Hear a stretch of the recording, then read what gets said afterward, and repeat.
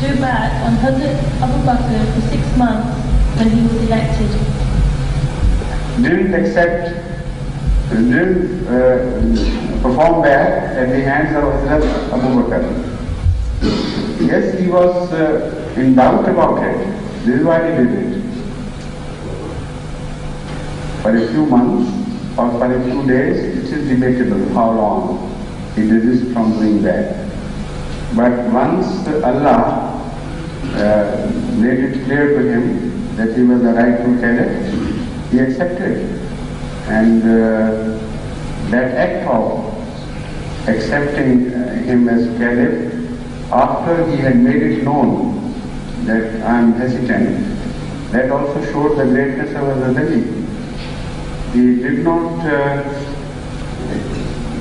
mind his self-respect to be injured in the eyes of others by changing that decision. And he ultimately accepted. So there are so many things, in fact, in the history of Islam about which we are not very sure.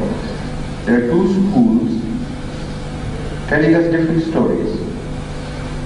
Some stories come from the Shiites, some from the Sunnites, and 1300 years have passed since. And lot of enmity is witnessed in various periods of history between these two factions. So the traditions relating to these differences are unreliable. And I should not rely too much on the traditions put forward by either of the two sections. The fact of history, which remains unaltered in this, that Allah ultimately chose Hazrat Ali to be the fourth caliph. If he had acted wrongly, consciously, in any manner, he could never have been chosen as the fourth successor of Hazrat Rasulullah. So that absolves him of any aspersion which these traditions might have thrown upon him, which reach us. They might be true and they might be false. But the one fact remains clear and undebatable, that in Allah's eyes, he had not done anything wrong consciously.